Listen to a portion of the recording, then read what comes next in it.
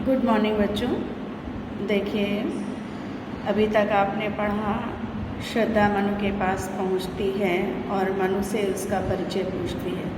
आगे देखिए, सुना यह मनु ने मधु गुंजार, मधुकरी का सा जब आनंद, किए मुख नीचा कमल समान, प्रथम कवि का ज्यों सुंदर छंद। जब मनु ने श्रद्धा की मधुर वाणी सुनी तो उनको लगा कि जैसे मधुकरी मतलब भौरी गुंजार कर रही है।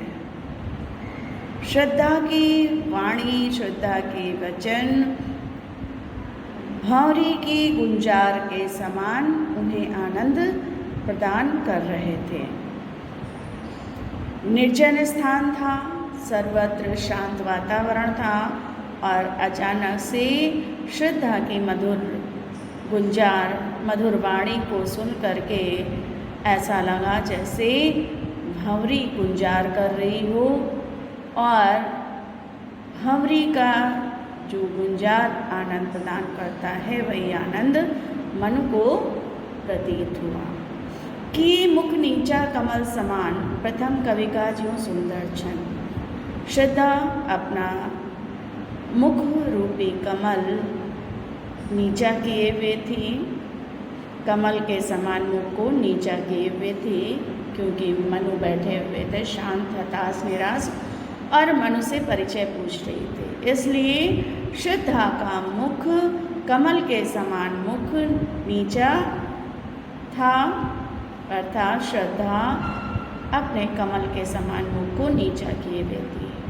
प्रथम कवि का ज्यों सुंदर छंद। श्रद्धा के मधुर वचन ऐसे लगे जैसे प्रथम कवि का सुंदर छंद हो। प्रथम कवि आदि कवि वाल्मीकि हैं, जिन्होंने अपना पहला छंद, सुंदर छंद, एक घटना को देख करके बोला था। एक बार वाल्मीकि जी तमसा नदी के तट पर स्नान करने गए थे। वहाँ क्रौंच पक्षी का जोड़ा विहार कर रहा था। अचानक बहेलिए का बाण जाकर क्रौंच पक्षी को लग जाता है।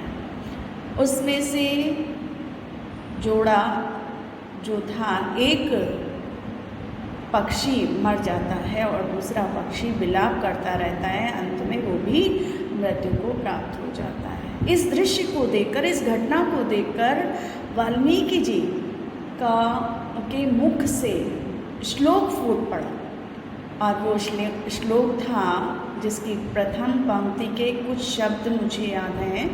वो माँ शाश्वती समा यद क्रौंच मिथुना देकम अवधि।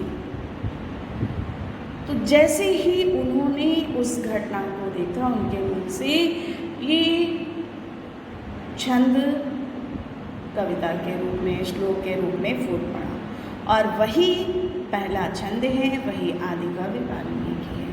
आपको पता होगा वाल्मीकि पहले अंगुलीमाल नाम के डाकू से प्रसिद्ध थे, लेकिन बाद में उनका ज्ञान होने के बाद उन्होंने प्रभु श्री राम की कथा का वर्णन किया है, जो वाल्मीकि रामायण के नाम से प्रसिद्ध है।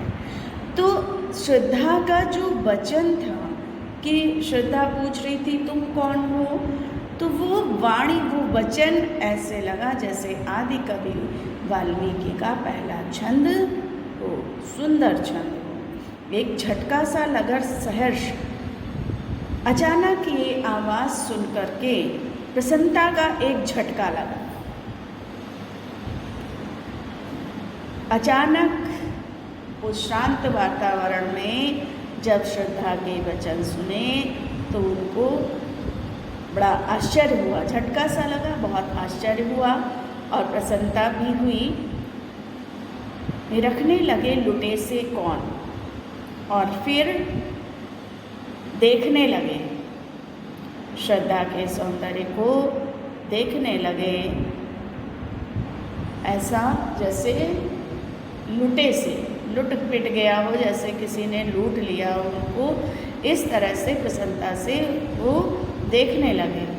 कौन गा रहा यह सुंदर लगा जैसे कोई सुंदर गीत गा रहा हो। श्रद्धा की इतनी मधुर वाणी थी, इतने मधुर वचन थे कि वो वचन और वो वाणी उनको जैसे लगा कि कोई गीत गा रहा हो। कुतूहल रह न सका फिर मौन, फिर उनकी उत्सुकता शांत न रह सकी। तुरंत उन्होंने अपना सिर ऊपर करके देखा कि कौन यहाँ पर है जो इतने मधुर वचन बोल रहा है। ऐसा लग रहा है जैसे कोई गीत गा रहा हो। उनका कुतूहल, उनकी उत्सुकता शांत न रह सकी और फिर उन्होंने श्रद्धा की तरफ देखा। वो सुंदर दृश्य, श्रद्धा का जो सौंदर्य था वो ऐसे लग रहा था नयन का इंद्रजाल अविराम। नयन का, नेत्रों का इंद्रजाल मतलब जादू, अविराम माने सुंदर। ऐसा लग रहा था कि नेत्रों का जादू, सुंदर जादू वहाँ पर उपस्थित हो गया। श्रद्धा का जो श्रद्धा के वचन थे, ऐसा लगा जैसे कि कोई सुंदर गीत गा रहा हो। और फिर उनकी उत्सुकता शांत न रह सकी और जब उन्होंने अपना सिर ऊपर उठाकर देखा तो श्रद्धा के अद्भुत सौंदर्य को देखते रह गए। वो सुंदर दृश्य मन को लगा जैसे नेत्रों का कोई सुंदर जादू वहाँ पर दिखाई दे रहा। कुसुम वैभव में लता समान चंद्रिका से लिपटा घनश्याम।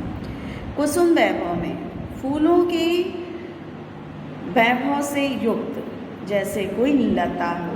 श्रद्धा का सौंदर्य जिस तरह से लता फूलों से आच्छादित हो जाती है और वो बहुत सुंदर लगती है, उसी तरह से श्रद्धा का अद्भुत सौंदर्य भी दिखाई दे रहा था।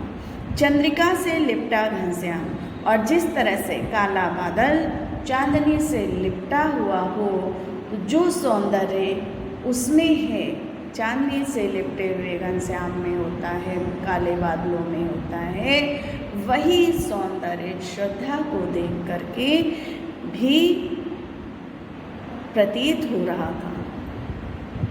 जब मनु ने अपने नेत्र ऊपर किए तो उन्होंने एक सुंदर दृश्य देखा और वो दृश्य ऐसा था जैसे वहाँ पर नेत्रों का सुंदर जादू प्रकट हो गया। श्रद्धा सौंदर्य से युक्त थी। उस सौंदर्य को देख करके मनु को ऐसा लगा जैसे फूलों के वैभव से कोई लता आच्छादित हो गई हो, लता ढक गई हो। जो लता फूलों से युक्त हो गई हो, फूलों से आच्छादित हो गई हो, ऐसा सौंदर्य श्रद्धा के सौंदर्य में मनु को दिखाई दिया। अथवा ऐसा सौंदर्य उनको लगा जैसे काला बादल, घन श्याम, श्याम काला घन बादल, जैसे काला बादल चांदनी में लिपट गया, ऐसे श्रद्धा का सौंदर्य दिखाई दे रहा था। फिर से देखिए, जब मनु ने ये मधुर आवाज़ सुनी तो ऐसा लगा कि भ्रमरी कहीं गुंजार कर रही है और उन शब्दों को, उन वचनों को सुन करके उन्हें बहुत आनंद प्राप्त हुआ।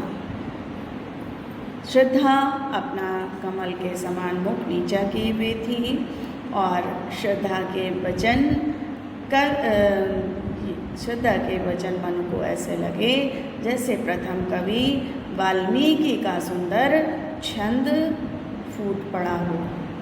एक झटका सा अचानक उनको एक आश्चर्य हुआ और वो लुटे पिटे से देखने लगे कि कौन ये सुंदर संगीत गा रहा है। फिर उत्सुकता शांत ना रह सकी और उन्होंने अपना सिर ऊपर करके जिस सौंदर्य को देखा, वो दृश्य नेत्रों का जादू, सुंदर जादू के समान प्रतीत हुआ।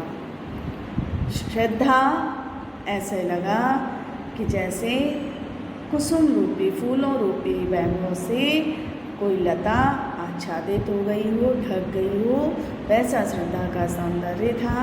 अथवा ऐसा लग रहा था जैसे